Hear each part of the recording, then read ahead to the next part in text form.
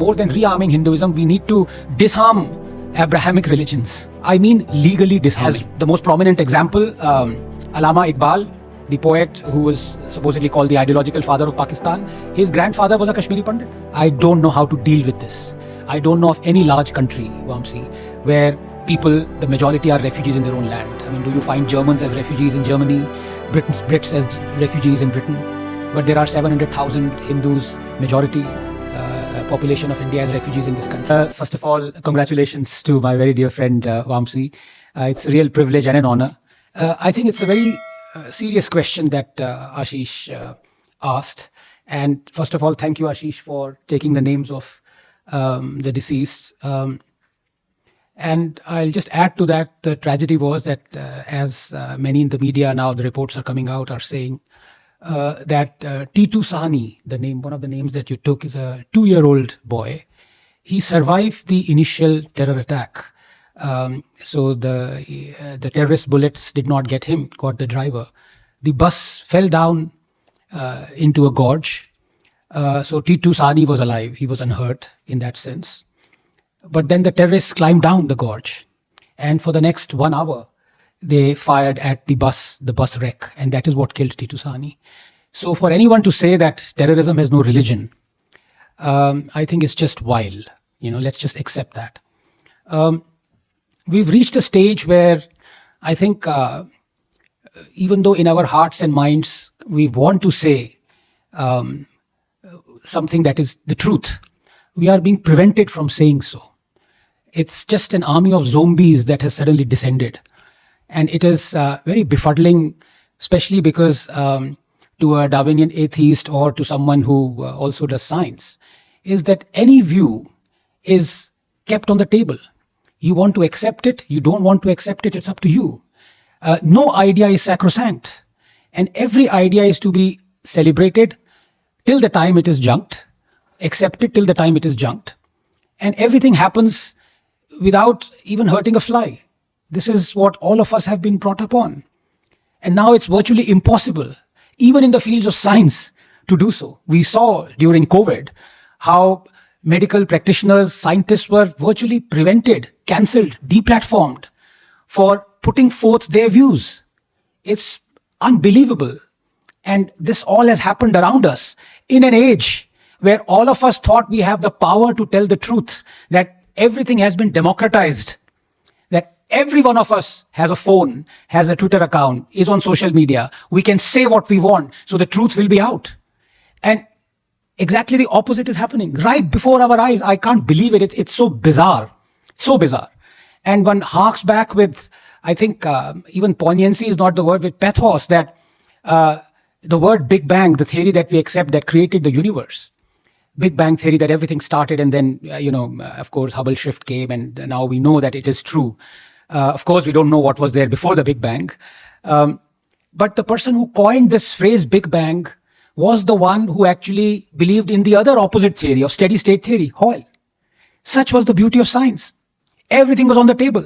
Every person's idea was celebrated, and we've somehow, I don't know what has happened. And now when Vamsi, what we are seeing unfolding in the US universities in the last, I think, especially 6 months, 7 months, is beyond scary.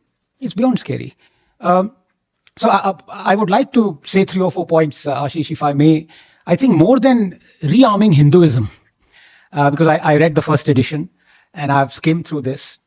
I agree with all your premise, but I would like to say more than rearming Hinduism, we need to disarm Abrahamic religions if Hinduism is to survive. What do I mean by disarming? I mean legally disarming. Because let's be very honest about it. There is no other way. I am not advocating any other way. But you are seeing that there are religions that hold sacrosanct as one of their principal dogmas as to convert others, to bring others into their fold. That is an axiom in them. In fact, you are rewarded heaven if you convert someone and bring that person into their fold. And if you have such philosophies within a society, how can logically Hinduism survive? It's almost impossible, because the rewards on the other side are just too many. And we've seen how coercions, forced conversions have led to vast swathes of Indian lands, territory, peoples being converted. And the next stage, obviously, is, as we know, multiple examples that the person who's converted is more vociferous in proclaiming his newly adopted religion than even the people who have been through generations belonging to that religion or that dogma. So there is no way out. As the most prominent example, Allama Iqbal, the poet who was supposedly called the ideological father of Pakistan, his grandfather was a Kashmiri Pandit. And who would have thought that it would take 1.5 generations for someone to be so vocal and absolute religious bigot, in the sense that he said, I have a sole purpose on this earth, which is to defeat infidelity and break all idols, and that is the whole sole purpose of Islam. I mean, these are his words. He was the one, in fact, who was the pallbearer of Ilmuddin, the one who killed the publisher of Rangila Rasool. And these are the people we celebrate. There are awards on Allama Iqbal in India. In Pakistan, of course, there would be, but in India, there are awards on Allama Iqbal. In fact, the word Allama itself should not be used, because that is in reverence to this guy.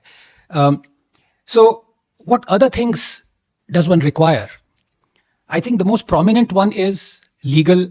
You have to be absolutely certain that Hinduism cannot survive if you carry on with this process of turning a blind eye to illegal conversions. We've seen it in the South. We've seen it in Punjab, of all places.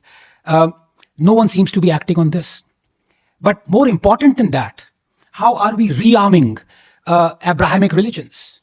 And I don't want to go back to the book that I've written, but I think it's fairly clear that if you keep on discriminating against Hindu places of worship, Hindus, their ways of rites and beliefs, and keep on looking the other way, not just that, keep on appeasing the people who belong to other faiths, you are in fact disarming Hindus and rearming legally the other faiths that even Rabindranath Tagore said 150 odd years ago, 130 odd years ago, that if there are two religions in this world that are intent upon destroying every other religion, and they are Christianity and Islam.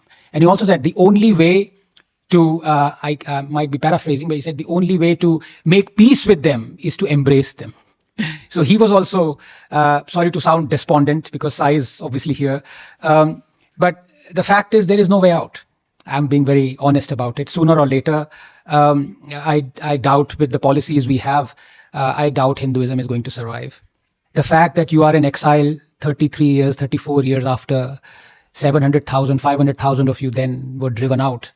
Hindus driven out of lands that belongs to Hindus. And no government cutting across party line has done anything.